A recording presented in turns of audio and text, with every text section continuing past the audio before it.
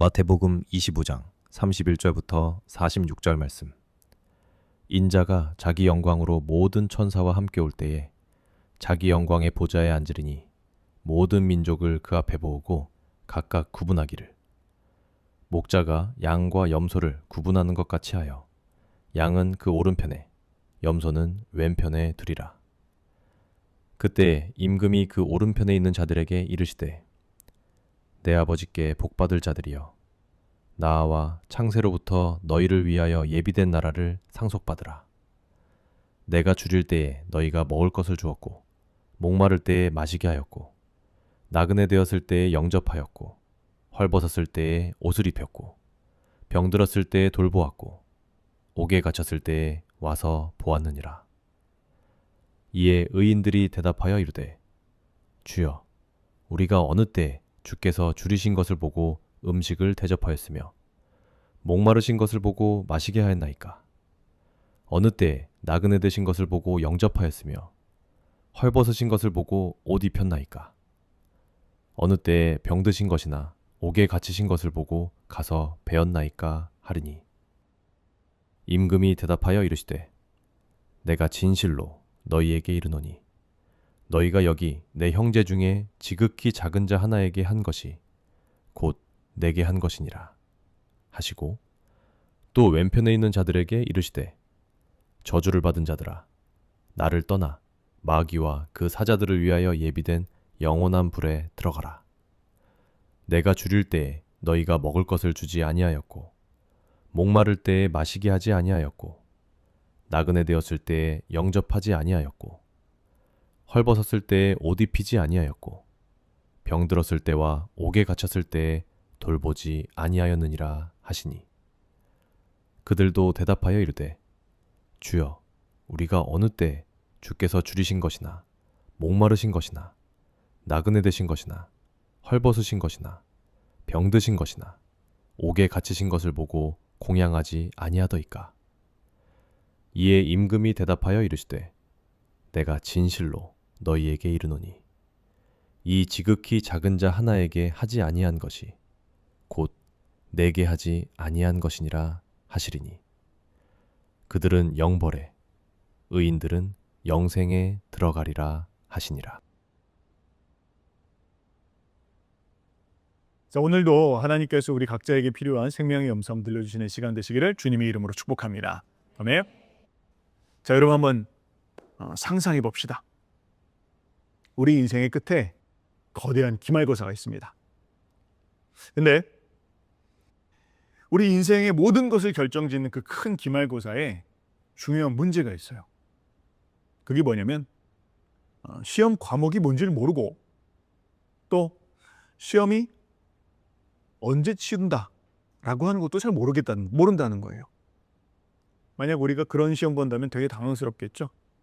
시험 기간, 시험 날짜도 모르고 또 무슨 내용을 치르는지도 모르는 그런 시험이라면 되게 두려울 겁니다. 근데 한 가지 더 큰 문제가 있어요.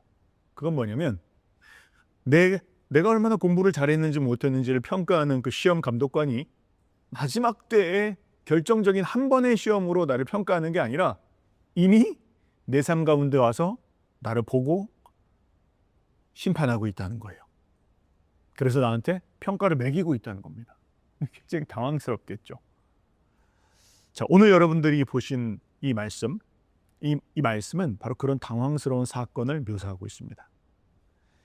인류의 역사의 가장 마지막, 그 최후의 심판의 때에 우리가 느끼게 될 그 당혹감을 본문은 굉장히 생생하게 이야기해주고 있어요.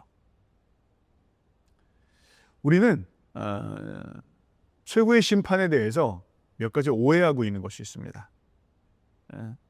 우리는 생각하기에 심판이라고 한다면 죽음 이후에 마지막 날에 먼 미래에 있을 사건으로 우리는 생각을 합니다. 그리고 또 우리를 심판하시는 주님께서 큰 보좌에 앉아서 우리의 삶을 보시고 심판하시는 분이다. 그렇게 우리는 이해하고 있습니다. 틀린 말은 아닙니다.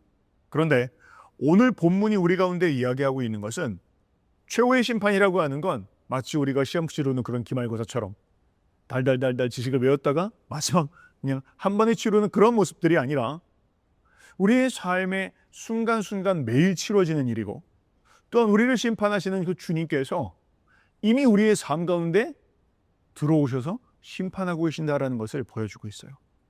그래서 우리가 가지고 있는 그 최후의 심판, 그 심판이란 무엇인가에 대한 개념을 완전히 바꿀 것을 요구하고 있습니다. 여러분, 우리가 마태복음 함께 보면서 지금 제자 되고 제자 삼기에 대한 그런 주제를 다루고 있으면서 우리는 마태복음이 이야기하고 있는 제자도란 무엇인가에 대한 부분들을 이미 알고 있습니다. 무엇입니까? 마태복음이 이야기하고 있는 제자도라고 하는 것은 내면의 혁명이에요. 우리가 가지고 있었던 모든 그런 우리의 사고들을 뒤집는 것입니다. 내가 지금 몰고 있었던 내 차에, 내 인생이라고 하고 있는 나의 이 자동차의 핸들을 주님께 완전히 내어드리는 것이에요. 완전히 그분께 이전까지 살고 있었던 나의 삶의 모습들을 뒤집어 그분이 내 삶의 주인이 되시도록 내어드리는 것. 그것이 마태복음이 이야기하고 있는 제자도라고 말할 수 있습니다. 자, 그런 의미에 있어서 오늘 본문이 이야기하고 있는, 우리가 심판에 대해서 이야기하고 있는 몇 가지 오해들을 한번 교정해 보기를 원합니다.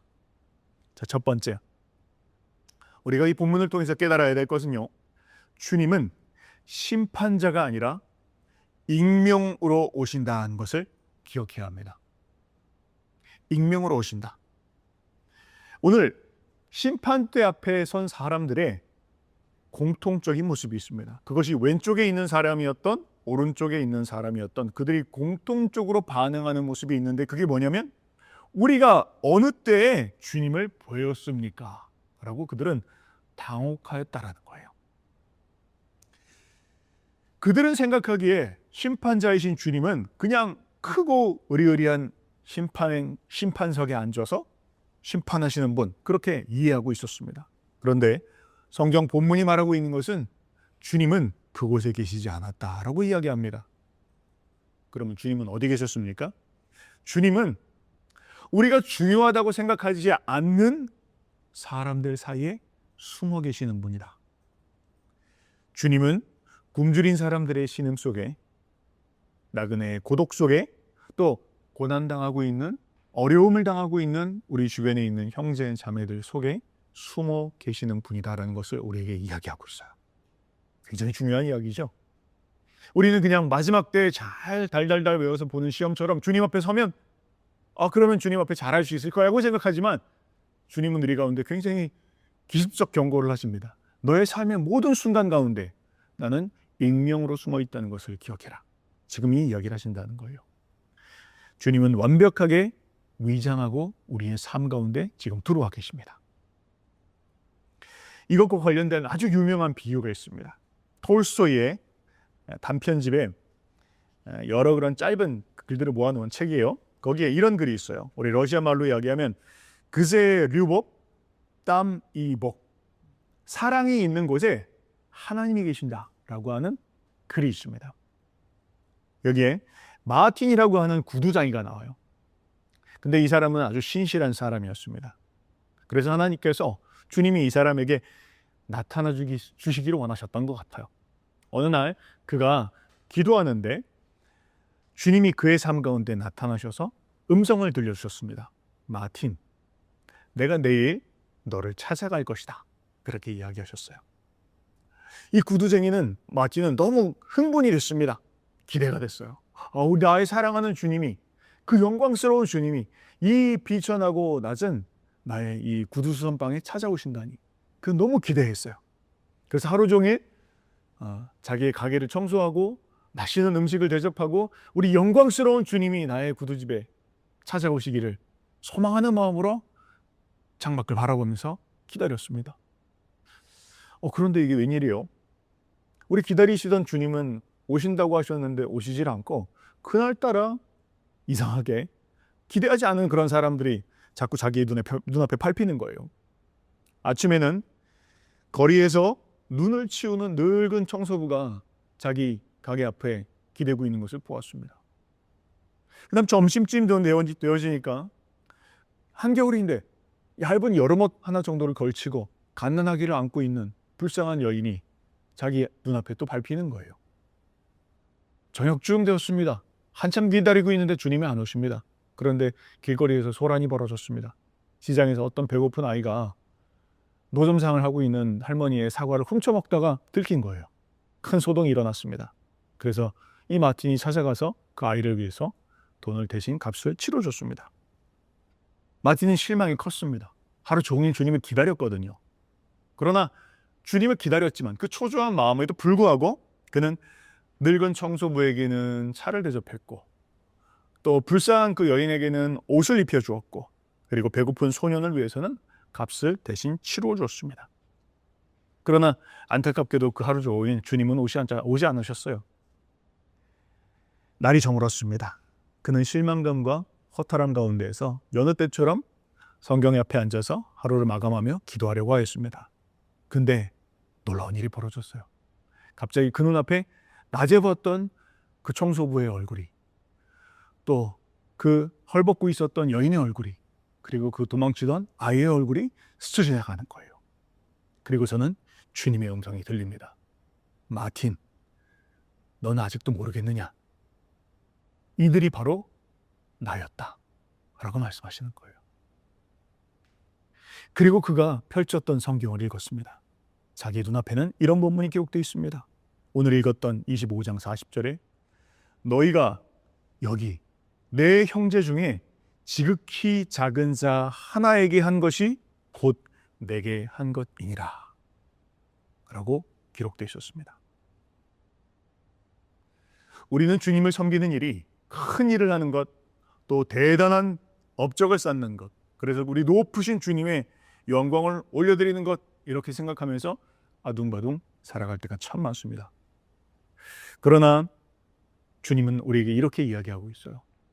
오늘 내 옆에 나를 짜증나게 하고 때로는 내 옆에서 나를 귀찮게 하고 내 삶을 방해한다고 여기는 그 사람들에게 내가 어떻게 대하느냐, 그것에 따라서 우리의 심판이 결정되어진다는 것을 잊지 말라라고 이야기하고 있습니다. 이것이 우리가 심판에 대해서 가지고 있는 큰 오해 중에 한 가지입니다. 오늘 두 번째 본문이 우리 가운데 이야기하고 있는 우리가 심판에 대해서 가지고 있는 큰 오해는 무엇이냐면 우리가 한 일만이 아니라 하지 않은 일을 갖고도 심판을 받는다는 것입니다. 왼편에 서서 하나님의 심판을 받은 사람들을 한번 보세요. 이 사람들은 얼마나 악한 죄를 저질렀을까요? 사기를 치고 횡령을 하고 또 남의 것을 빼앗고 적극적으로 죄를 범한 그런 사람들이었을까요? 그런데 본문을 보니까 그런 일을 했다라고 기록되어 있지 않습니다. 오히려 그들은 주님을 고백하는 사람들이었어요. 어쩌면 평소에 사람들한테 존경받는 그런 사람들일 수도 있습니다. 자, 그런데 왜 이들은 버림을 받았을까? 본문에 의하면 이들은 무언가 어떤 적극적인 죄를 지어서 심판에서 탈락한 자들이 아니다라고 말하고 있어요. 그럼 무엇입니까? 이들은 마땅히 해야 할 바를 하지 않았기 때문에 심판받았다라고 성경은 말한다는 거예요. 남이 굶주린 때에 먹을 것을 주지 않았고 나그네들에게 옷을 주지 않고 머물 수 있는 집을 내어주지 않았고 또 헐벗은 자에게 옷 입혀 주지 않았다. 바로 그것이 이들이 심판을 받은 이유였다. 즉 오늘 본문이 우리 가운데 교정하고 있는 오해는 누군가를 학대하고 때리고 직접적인 위해를 가하는 것만이 죄가 아니라 선을 행할 수 있는 기회, 사랑을 행할 수 있는 능력이 있음에도 불구하고 무관심과 방관으로 일관하는 우리의 소극적인 태도, 그건 역시 무거운 책임을 면치 못하는 죄라는 것을 성경은 기억시키고 있습니다. 이것을 법적인 용어 그리고 신학적인 용어로 부작위의 죄 그렇게 이야기합니다. 해야 할 일을 하지 않은 것입니다. 방관한 겁니다. 소극적으로 그냥 가만히 있었던 것입니다. 그것 역시 우리가 주님 앞에 갔을 때 받는 심판의 제목이 되어진다라는 것을 이야기하고 있어요. 여기 유명한 예화가 나가 있습니다. 우리 프린스턴 신학교에서 진행된 하나의 심리 실험이었어요. 연구진들이 이런 시험을 하였습니다. 신학생들에게 설교를 맡겼어요. 그 설교의 제목이 뭐냐면 선한 사마리아인에 대한 비유입니다. 위험을 당하고 어려움을 당한 이웃을 반드시 도와야 한다라고 하는 그런 설교를 그들에게 이 설교를 잘 준비해서 설교해 주십시오라고 하고 연구진들이 신학생들에게 이것을 맡겼어요. 그런데 설교할 때에는 여기가 아니라 옆에 있는 건물들에서 설교해야 됩니다. 라고 이제 하였습니다. 그리고 나서는 이 연구진이 뭘 하였냐면 그 학생들이 건물을 이동하는 그 좁은 골목길에다가 어떤 사람을 세우는 거예요. 근데 그 사람이 누구냐면 피를 토하고 쓰러지고 있는 그런 사람이었습니다. 그런데 여러분 한번 상상해 보시기 바랍니다. 이 사람들이 지금 어떤 설교를 해야 되죠? 어려운 이웃을 당한 사람들을 고쳐줘야 된다라고 하는 설교문을 손에 들고 그 설교를 하기 위해서 달려가고 있었어요. 그런데 길목에 누가 서 있습니까? 바로 그 사람이 넘어져 쓰러져 있다는 거예요. 그런데 그 실험의 결과는 충격적입니다. 90% 이상의 학생들이 그 피 흘려 쓰러진 사람을 보고 그저 곁눈질만 하고 스쳐 지나가더라라는 거예요. 이 실험이 우리 가운데 이야기하고 있는 충격적인 결과, 그 의미가 있습니다. 그건 무엇입니까? 우리 인간이 가지고 있는 모든 그런 도덕적인 무장, 또 종교적인 신념, 그것은 참 허무하다. 한순간에 무너질 수 있다는 것을 이야기합니다. 우리는 입과 또 머리로는 기계적으로 사랑해야 된다, 긍휼을 베풀어야 된다, 어려운 이웃을 도와야 된다라고 이야기하지만 그러나 정작 타인의 고통이 우리의 삶에 끼어드는 그 순간은 절대로 참아내지 못하는 우리들의 모습을 그 실험은 결과를 통해서 보여주고 있습니다. 여러분, 오늘 본문이 우리 가운데 이야기하고 있는 바가 무엇입니까? 오늘 본문이 우리에게 던지고 있는 묵직한 의미는 사랑은 어떤 우리의 미래의 의지가 아니라는 것입니다. 사랑은 현재의 행동입니다. 내일로 미뤄둔 사랑은 애초에 존재하지 않는 사랑이다 라고 이야기하고 있습니다. 여러분, 우리의 삶 가운데 내 삶을 방해하는 완벽한 나의 루틴과 나의 인생 계획을 방해하는 어떤 그런 도움을 구하는 사람들 때문에 방해받는다고 여겨지고 계십니까? 오히려 나는 지금 여기에 시간을 쏟느니 나 자신에 대해서 시간을 쏟는 것이 더 주님께 영광되는 것이다라고 그렇게 생각하고 있습니까? 성경은 이야기합니다. 사랑은 미래의 의지가 아닙니다. 사랑은 현재 행동입니다. 우리가 한 일 때문에 심판을 받는 것이 아니라 우리가 하지 않은 일로 말미암아 심판을 받는다라는 것도 꼭 기억하라고 성경은 이야기하고 있습니다. 또한 오늘 본문은 세 번째로 우리에게 던지고 있는 중요한 이야기를 하고 있습니다. 그건 뭐냐면 무의식적인 선행이 진짜 신앙이라는 것입니다. 여러분, 만약에 우리 눈앞에 주님이 나타나셔가지고 우리에게 도움을 구한다면 돕지 않을 사람들 누가 있겠어요? 그죠? 주님이신데. 그런데 오늘 이 오른편에 잘했다 칭찬받은 의인들을 한번 보세요. 이 사람들의 반응도 굉장히 놀랍다. 이 사람 어떻게 반응합니까? 이들도 역시 아니 우리가 도대체 언제 주님을 대접했습니까? 이들도 당황하고 있어요. 심판받은 사람들만이 아니라 칭찬받은 사람들도 저는 기억이 안 나요. 저희가 언제 주님을 대접했습니까? 라고 지금 그들도 놀라고 있었다는 거예요. 이것이 뭘 의미하냐는 거예요. 알쏭달쏭하죠? 이것이 의미하는 바는 아까 처음에 이야기했던 심판받은 사람들과 또한 색다른 어떤 한 가지 중요한 이야기를 하고 있습니다. 그건 뭡니까? 이들은 자신이 행한 그 선행을 기억조차 하지 못하고 있다는 것입니다. 다른 말로 이야기하면 그들에게 선을 행하는 것은 어떤 의식적이고 계획적이고 계산적인 행동이 아니라 그건 그들의 본성이었다는 거예요. 처음부터 그들이 선을 행한 것, 가난한 사람들 혹은 도움이 필요한 사람들에게 손을 베푼 것들은 보상을 바라고 한 일이 아닙니다. 이렇게 하면 내가 천국 갈 수 있겠지, 계산도 드리면서 한 행동이 더욱더 아니라는 거예요. 그럼 무엇입니까? 주님의 사랑에 감격한 것입니다. 그분의 사랑이 얼마나 큰지 그의 심령 가운데 그 하나님의 사랑이 충만하기 때문에 그 하나님의 사랑을 전달한 것일 뿐입니다. 거기에는 어떠한 계산도 없었다는 거예요. 여러분, 사랑으로 하는 일은 기억에 남지 않습니다. 그런데 사랑이 아니라 계산으로 한 일은 기억에 남습니다.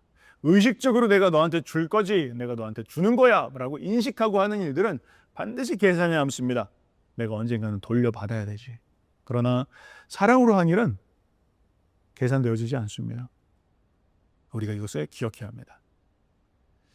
자, 그런데 오늘 여기까지 제가 말씀을 드리면 여러분 우리 마음 가운데는 이런 생각들이 들겠죠. 아, 그래 맞아. 내가 선을 베풀어야 돼. 내가 의지적으로 긍휼을 베풀어야 돼.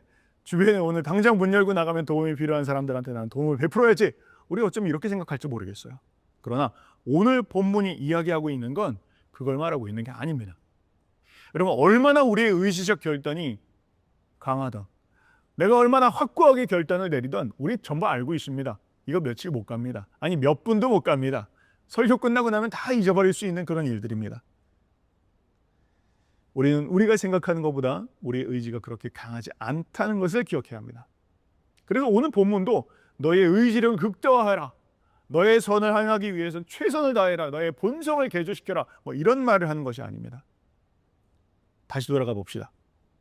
오른편에서 주님의 칭찬을 받은 이 사람들은 자신들이 한 일을 기억조차 하지 못하고 있습니다. 그 이유는 무엇입니까? 주님의 압도적인 은혜 안에 머물러 있었기 때문이에요. 이게 마태복음 전체를 관통하고 있는 아주 중요한 큰 원리입니다.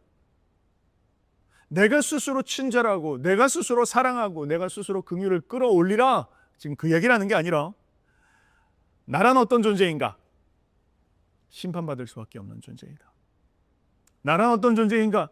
난 아무런 자격이 없는 존재이다. 그러나 이런 아무런 자격이 없는 존재에게 하나님께서 절대적인 용서와 긍휼과 사랑을 베풀어 주셨다라는 것이 우리의 심령 가운데 뼈저린 경험으로 있을 때 오늘 주님 내가 누구인지 제가 압니다. 심판대 앞에 섰을 때 나는 어떤 자인지를 압니다. 그러나 이런 나에게 하나님이 어떤 은혜를 베풀어 주셨는지 나는 그것을 알고 있습니다. 이것이 그의 삶 가운데 잠겨있는 사람만이 옆에 있는 누구를 돕는 일이 의식적인 일도 아니고 계산된 일도 아니고 내가 준다라고 생각하면서 호들갑 떨 일도 아니라는 거예요. 주고 나면 잊어버릴 일이라는 거예요. 원래 그것이 내 것이 아니었기 때문이에요. 하나님이 나를 통해서 흘려보내시는 하나님의 은혜이지 그게 내 것 떼어주는 일도 아니었다라는 거예요. 애초에 내 안에 없었기 때문이에요. 주님이 주신 사랑을 그저 내가 나눠준 것일 뿐이에요. 그것이 바로 이 사람이 주님이 나에게 내가 어떤 선을 행했는지 기억조차 하고 있지 않은 이유입니다. 다른 말로 이야기하면 내 주머니에서 나온 게 아니라는 거예요. 이게 나라는 사람이 한 일이 아니라는 거예요. 나는 원래 바닥입니다. 나는 원래 절망입니다. 나는 원래 부도난 사람입니다. 그러나 이런 나에게 주님이 은혜를 주셨기에 그 주신 은혜 흘려보낼 뿐입니다. 그거 그냥 넘쳐 보낼 뿐입니다. 그러니 그는 내가 뭘 줬다, 내가 뭘 했다 이런 기억 남지 않는다라는 거예요. 이것이 마태복음이 우리 가운데 이야기하고 있는 아주 중요한 교훈입니다. 여러분 억지로 짜내고 있습니까? 한번 해봐야 되겠다라고 결단하고 있습니까? 나의 의지적 결정, 나의 결단 그것도 너무 중요하지만 먼저 우리가 기억해야 되는 것은 나의 변화된 본성입니다. 주님 나를 어떤 사람으로 받으셨는가? 나를 어떤 나를 주님께서 용서하셨는가? 어떤 나에게 은혜와 긍휼을 베푸셨는가? 우리가 그거 기억하는 것이 중요하다라는 거예요. 마지막으로 한 가지 팁 드릴게요. 여러분 하루를 시작하시기 전에 눈을 떴을 때 혹은 회사에 가기 위해서 문을 열고 나가기 전에 1분만 한번 생각해 보세요. 무엇을요? 나는 어떤 은혜를 받았던가? 나에게는 어떤 용서를 주님께서 베풀어 주셨는가? 여러분 그거 한번 기억해 보세요. 그러면 오늘 내가 누구에게 도움을 주어야 될지 또 어떤 그런 만남 가운데서 은혜가 흘러가야 될지 그 모든 일들이 자연스러운 일들이 되어질 것입니다. 주님께서 그런 하나님의 은혜와 사랑이 흘러가는 그런 우리가 되어지기를 원하십니다. 그런 우리가 될 수 있기를 주님의 이름으로 축복합니다.